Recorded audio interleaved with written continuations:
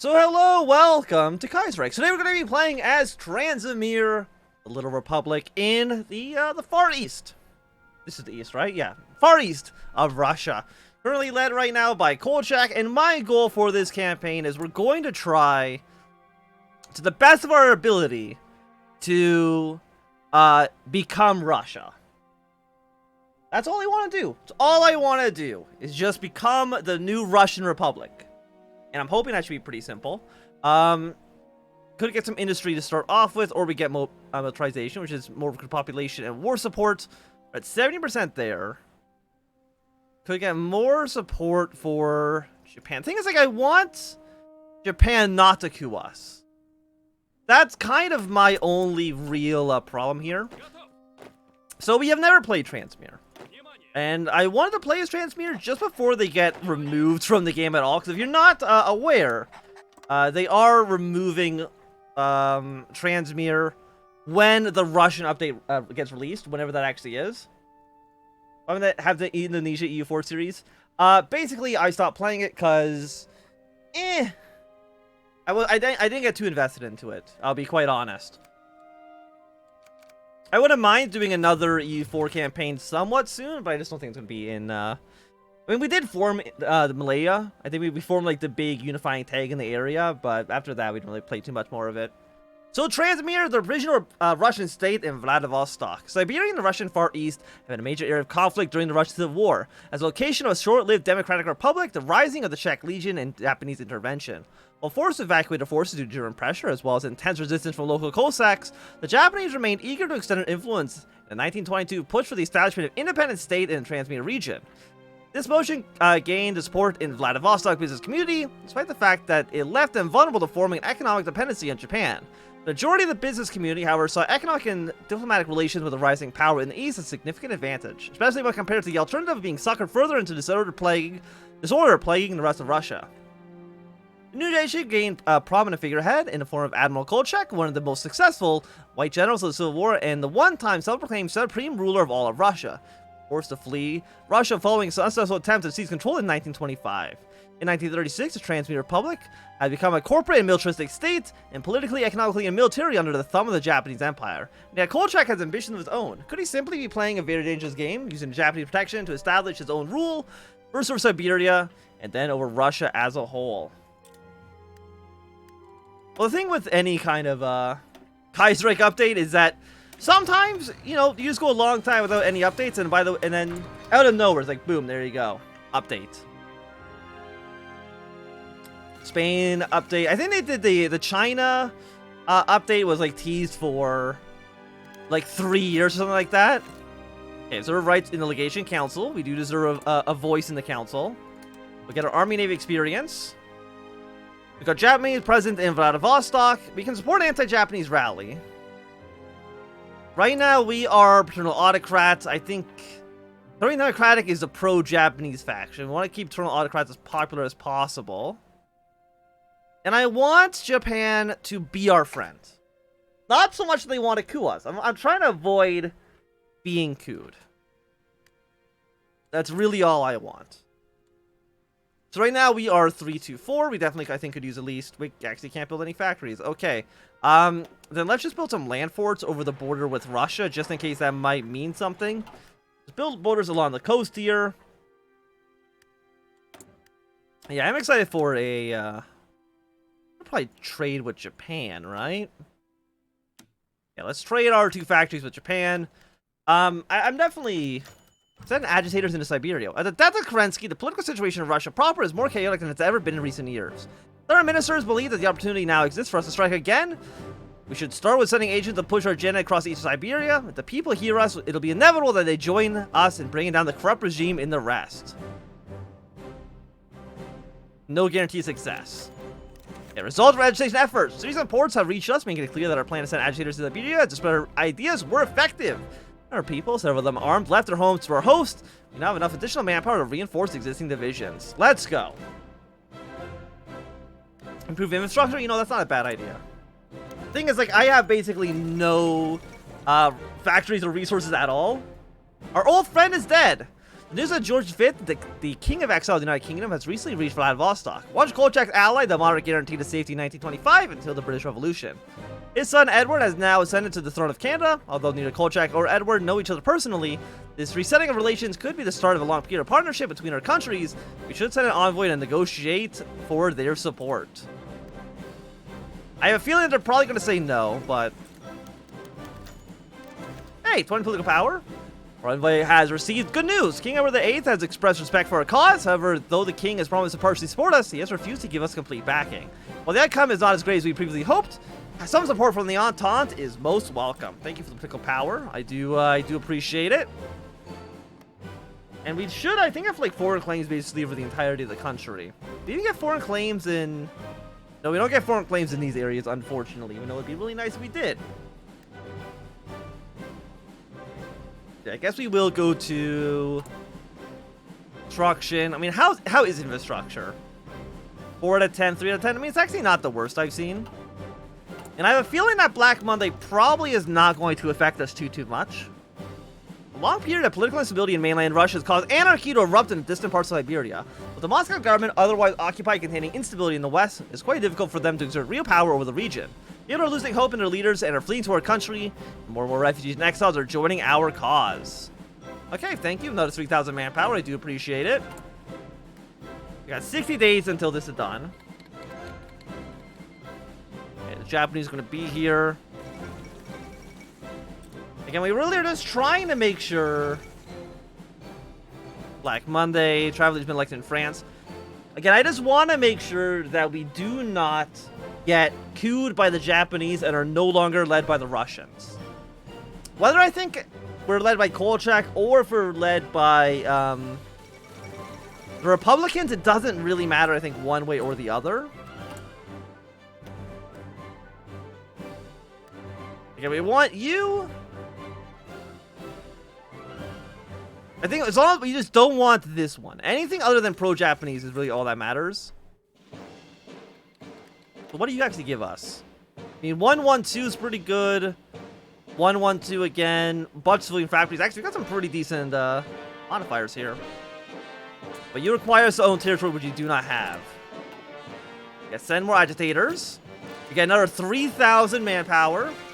And some more rifles, which I'm assuming is probably worthwhile. Our political power is still absolutely garbaggio, but that's okay.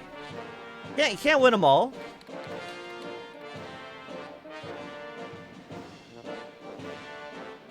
And there's more wars breaking out in China. The Nanjing clique is not going to be longing too long in this world, let's be honest. Okay, so expand our industry. Could get 1-1 as well here. A bunch of free weapons. 2 free motorized divisions. An extra military factory. We're not close to defending government. Yeah, but this increases the power that the Japanese have in the country. Which probably is actually what we are kind of wanting to avoid. So, you know, let's go for 1 more factory. Both civilian and military. Japanese troops have garrisoned this city. I mean, it shouldn't matter, I think, too much.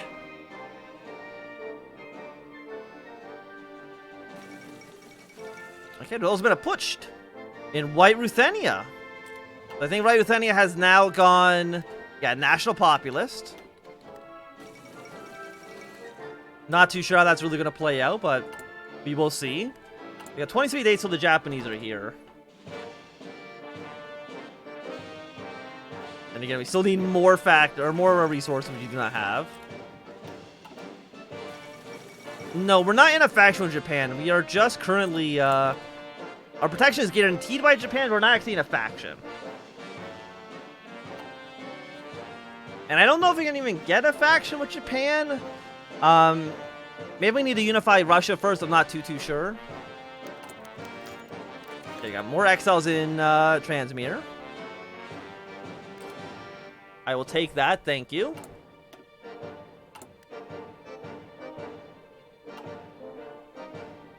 Yeah, I mean, I'm just like thinking about this series in comparison to our last one where we played as Lithuania. Just the amount of events we've had here compared to then. Like, you can definitely see how Kaiserreich has changed throughout the years in terms of, like, their outlook on how content should be made.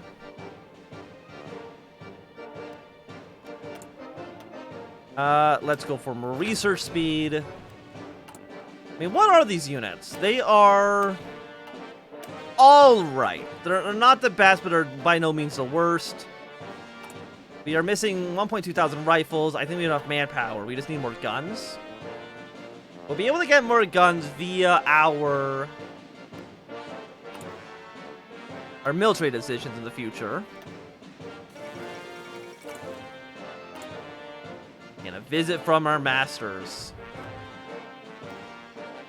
What does it do? It's political power plus 40. We gain more stability, and we get more popularity for authoritarian democracy. I'm feeling like if we support anti-Japanese an anti-Japanese rally, it's just going to eventually lead to Japan wanting to coup us. Okay, so okay, we were ineffective that time, unfortunately.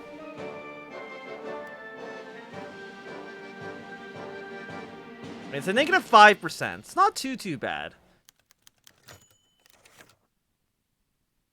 Okay, let's not send it. Let's save our political power for an anti-Japanese rally. Yeah, it really is a vestige of really old Kaiserreich lore. The fact that it's even still in the game to this point is actually kind of surprising. Because, I mean, transmitter used to be really good because it would always cause a, or used to be a lot more likely that Japan and transmitter would start a two-way war with Russia. So Russia would be dealing with Germany in the west, and they'd also be dealing with Japan in the east. So they'd be fighting like this two-front war, which doesn't really exist anymore because transmitter and Japan don't really get involved too much. Or at least not in the way they used to. So you got economic ties to Japan. We have 3% recruit population, which is actually really good. We're actually good at researching naval stuff. Not that I think naval doctrine matters at all, because I mean, I'm sure we have a handful of ships. 21, actually not bad for a tiny country like us. If anything, I wish I could actually disband these ships to get manpower out of them. How much manpower do you actually have? 3.2 thousand? Unfortunately, I don't think... You know, I don't want this ship. They're almost done. We might as well let them finish. Okay, put more factories into rifles. I think that's going to be the most important thing we have. Just more guns. More guns, more guns, more guns.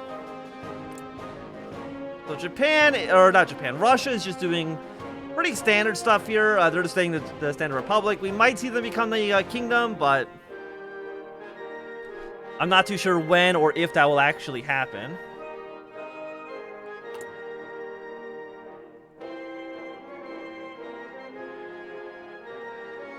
And we can keep on moving the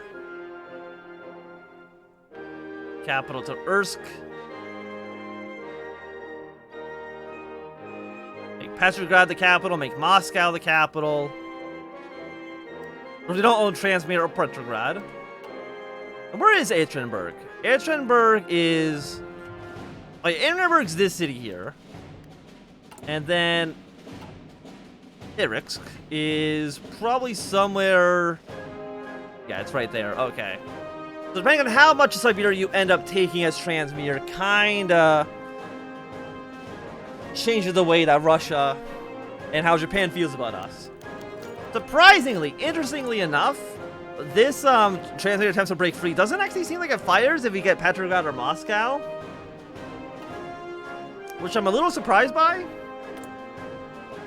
But let's hold an anti-Japanese rally. It'll be done in 7 days. It'll counteract at least some of the authoritarian democracy we're actually gaining right now. I'm just hoping that we don't end up angering the Japanese too much, so that they try to coup us. As far as I can tell, I think the coup is inevitable, or the attempted coup is inevitable.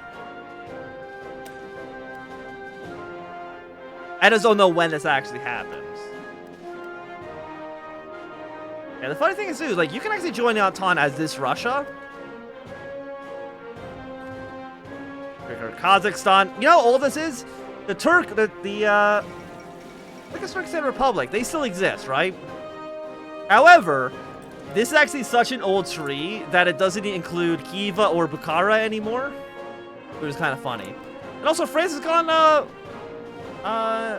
democratic, which I don't think I've seen in quite a while.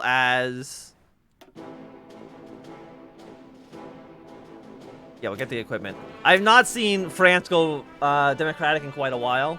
And also, South Africa's actually gone syndicalist, which is also something that I have not seen the AI, I think, actually do. I mean, when this was updated, when South Africa was updated, we did play the syndicalist South Africa, but I've never seen the AI do it. We'll see if they can manage to hold off. And the entire Entente is going to go to war with them. Okay, Finland has fallen to National Populist. Doesn't matter, I think, so much for what we're attempting to do. I mean, kind of, I don't know. I mean, we want them to be anti-Russian, which I guess actually National Populists are. But they're a lot more isolationist. They're not pro-German, which is kind of the problem with National Populist Finland. Is that it doesn't guarantee that they will add a huge front to Russia, which would be really nice, but unfortunately, I don't think it's going to happen. Supporting another anti-Japanese rally. Right now, they're at 16%. We'll do one more, but after that, we'll try not to push things too far. We might even take a handful of the Japanese economic ties, just to make sure Japan isn't too mean to me. I prefer Japan to be less mean. Also, they've changed Somalia's color. It's now like a gray and no longer the bright blue. I don't know why exactly they've changed that. Let's see, you guys are the syndicalists, radical socialists, syndicalists. Nothing too crazy happening with the Internationale. Germany doing a little bit of democracy in Prussia. Are you still National Populist? Yes.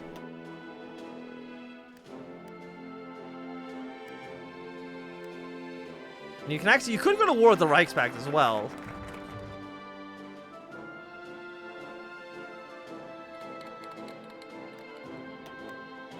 Request a bailout, get German aid. Actually, did you do the populist government or did you do the counter coup? I actually don't know. And then Ukraine's not doing anything too crazy. I don't really think anybody's doing anything that would be shocking. So you're at 10% popularity now. More wars going on in China.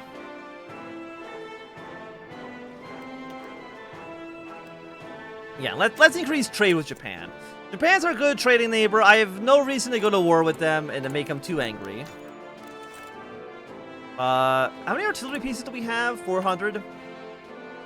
But our supply limit's actually only 5. So, you know, let's get 5 units ready to go, but we're not going to deploy them quite yet. Our army force limit is basically garbage. It's so bad. Gotta pray that the Reichspakt is a good game in order to fight the Russian Republic. Yeah, I mean, you're not wrong. We do need a strong Reichspakt. So as long as, you know, Baltic, Duchy, Lithuania, Belarus, and Ukraine stay in the Reichspakt, I'm hoping that things will be somewhat balanced there. Cuban Union, it'd be nice if they join the Reichspakt. Finland, it'd be nice if they join the Reichspakt. Finland, if they're national populist, does not join the Reichspakt on their own accord. They'll only do so if Russia threatens Finland, in which case they'll then join Germany for protection. I'm trying to think. Who else can join? I mean, Georgia and Azerbaijan theoretically could join the Reichspakt. Poland would be nice. Sweden, Norway, of course, anybody. Actually, Norway I don't think can join the Reichspakt. But Sweden joining the Reichspakt would be nice. And that's really about it. Switzerland staying pretty powerful and not falling to syndicalism would be good. Same with Belgium. Belgium can at least stay neutral at best. or join the Entente, but I think an Entente-aligned Belgium would actually probably be weaker than the alternative. We're now slowly building up some factories. Very, very slowly. Got some early mobilization. I'm not too worried about the support for authoritarian democracy in the country. Yeah, Ireland more recently has been very neutral.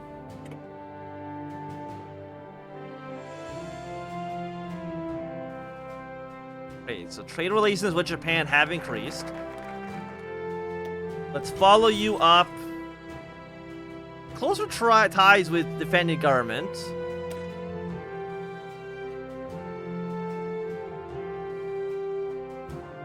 And get aid from Japan. It gives them a 4% boost, which is not so bad. And actually, funnily enough, getting those 2 motorized divisions would actually put me over my unit cap, and thus actually make my economy worse. I'm just thinking, like, we're already in October 36. It took, I think 9 episodes of the Lithuania campaign to get to the Second Weltkrieg. We might get there in, like, the next 15 minutes at this rate. But, you know, I'm not complaining about it. You know, there's definitely different types of Kaiserreich campaigns. You know, more, you know, story-based, lore-based focus trees, or more, I guess, gameplay-focus trees, which Transamur, because it's so old, does focus more on the gameplay aspect, I would say. Okay, 4-way civil war has now been inevitable.